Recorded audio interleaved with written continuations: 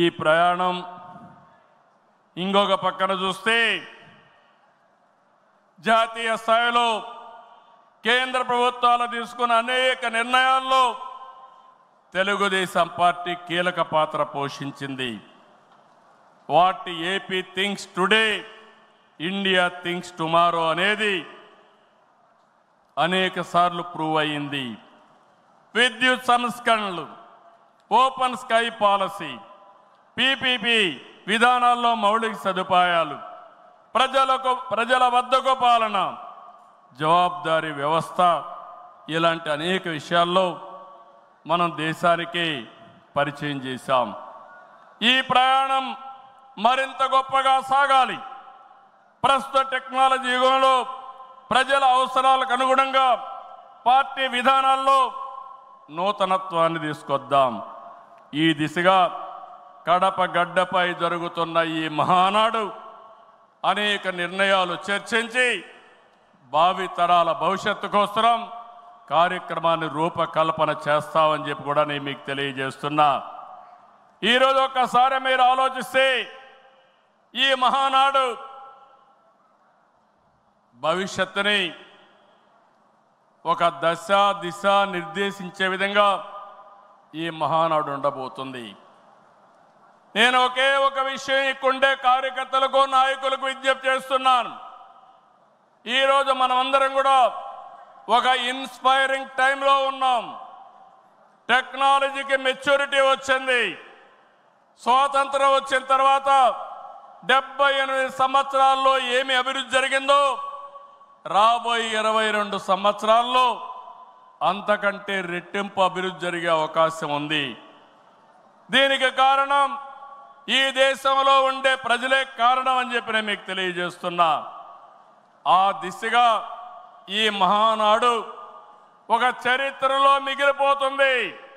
2025 కడప మహానాడు ఒక చరిత్ర తిరగ రాయడానికి దోహదం చేస్తుందని మరొక్కసారి విజ్ఞప్తి చేస్తున్నాను. అందుకే ఇప్పుడే నాయకత్వంతో మాట్లాడినాక నేను మాట్లాడిన తర్వాత లోకేష్ గారు పార్టీకి 6 శాసనాలతో ఒక బ్లూ ప్రింట్ రిలీజ్ చేస్తారు. అదే మాదిరిగా ఈరోజు రేపు మనం లా అండ్ ఆర్డర్ గురించి మాట్లాడుతున్నాం. లా అండ్ ఆర్డర్లో నేను ఒకటే చెప్తున్నాను, నేరస్తులు ఎక్కడున్నా వదిలిపెట్టే సమస్య లేదు. ఆంధ్రప్రదేశ్ అంటే నేరస్తులకు చోటు లేదు. అది నిరూపిస్తానని ఈ మహానాడు సాక్షిగా మీ అందరికీ విజ్ఞప్తి చేస్తున్నా. ఇంకో పక్క నదుల అనుసంధానం, పోలవరం పూర్తి చేసి జలహారతి ద్వారా ప్రతి ఎకరాకు నీళ్ళిచ్చి తెలుగు ప్రజల రుణం తీర్చుకునే విధంగా తీర్మానాన్ని పాస్ చేయడమే కాకుండా ఆచరణ చేస్తాం. భవిష్యత్తులో వచ్చే గ్రీన్ ఎనర్జీ, అదే మరి గ్రీన్ హైడ్రోజన్, అదే మరిగా అనేక ఇండస్ట్రీస్ని నాంది పలుకుతాం.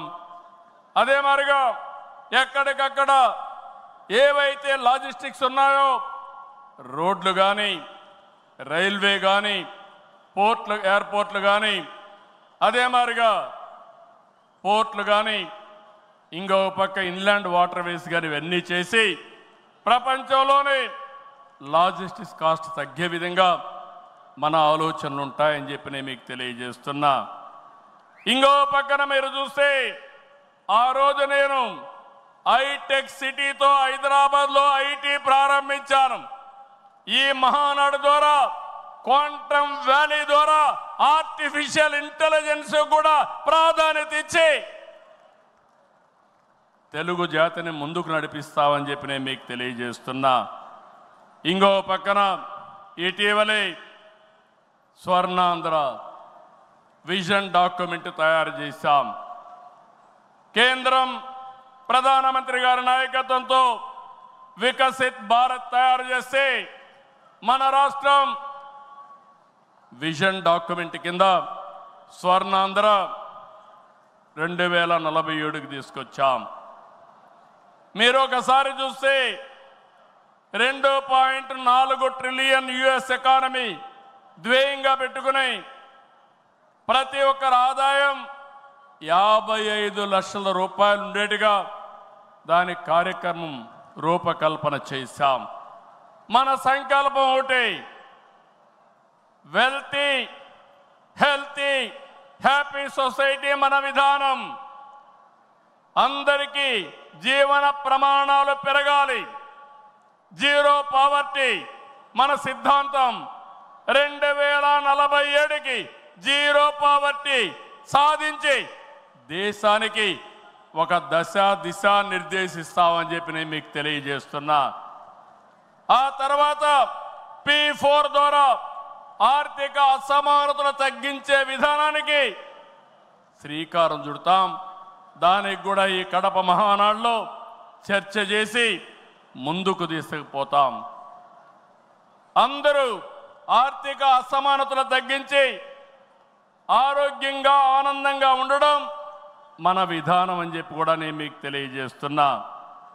ఇలాంటివన్నీ మీరు చేయడానికి రాబోయే 10 సంవత్సరాల్లో రాష్ట్ర ఆర్థిక పరిస్థితే కాదు, మనం అనుకున్న విధానాలన్నీ చేసి ఆటో పైలట్లో పెట్టే బాధ్యత మనదని చెప్పి నేను మీకు తెలియజేస్తూ, అలాంటి మహత్తర కార్యక్రమానికి ఈ కడప వేదిక కావడం, చరిత్రలో చిరస్థాయిగా రాసుకోవడానికి మనం అందరం కూడా ఇక్కడ సమావేశమయ్యాం. దీని ద్వారా ప్రపంచంలోనే తెలుగు జాతి నెంబర్ 1గా ఉండేట్టుగా చేసే బాధ్యత మన అందరిది అని చెప్పి మరొకసారి విజ్ఞప్తి చేస్తున్నా. ఇవన్నీ చేసుకుంటూనే మీరు ఒక్కసారి చరిత్ర కూడా ఒకసారి చూస్తే కొన్ని కీలక అంశాలపై అందరికీ అవగాహన ఉండాలి. రాజకీయ అవినీతిని ప్రజలు పట్టించుకోరని అపోహలున్నాయి, కానీ ఇది నిజం కాదు. అందుకే అవినీతిపై టీడీపీ ఎల్లప్పుడూ పోరాడుతూనే ఉంటుంది. పోరాడాం, మళ్ళీ పోరాడుతూనే ఉంటాం.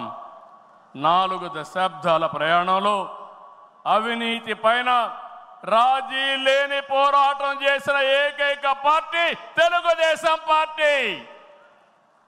ఉమ్మడి రాష్ట్రంలో మీరు ఒకసారి చూస్తే 84లో ప్రజాస్వామ్య పరిరక్షణ ఉద్యమం నుంచి నిన్నటి వరకు విధ్వంస పాలన వరకు మరువలేని పోరాటాలు చేసిన పార్టీ తెలుగుదేశం.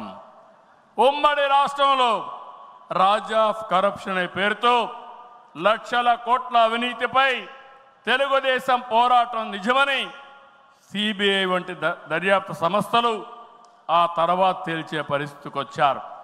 అది మన క్రెడిబిలిటీ. మనం ఎప్పుడు కూడా ఆరోపణలు చేయం. వాస్తవాల్ని దృష్టిలో పెట్టుకుని ఎవరు ఎక్కడ అవినీతి చేసినా చివరి వరకు పోరాడిన ఏకైక పార్టీ తెలుగుదేశం పార్టీ. హైదరాబాద్లో ఔటర్ రింగ్ రోడ్డు కానీ, వ్యాన్పిక్ సిటీ కానీ, హిందూకి ఇచ్చిన భూములు కానీ, లేపాక్షి భూములు కానీ, ఇలాంటివన్నిటిపైన మనం పోరాడాం. దాని పర్యవసానం తర్వాత ఇన్వెస్టిగేషన్ ఏజెన్సీ అన్ని ఒప్పుకునే పరిస్థితికి వచ్చారు. ఓబులాపురం ఆక్రమ మైనింగ్పై మనం చేసిన ఉద్యమం నాడు దేశంలోనే ఒక సంచలనం. ఓబులాపురం అక్రమాలు నిజమని 10 ఏళ్ల తర్వాత కోర్టులు కూడా గుర్తించాయి, నిందితులకు శిక్షలు వేశాయి. మనం చేసిన ప్రతి పోరాట ఫలితం నేడు కళ్ళ ముందర కనపడుస్తుంది. అది తెలుగుదేశం ప్రత్యేకతని మరొక్కసారి విజ్ఞప్తి చేస్తున్నా.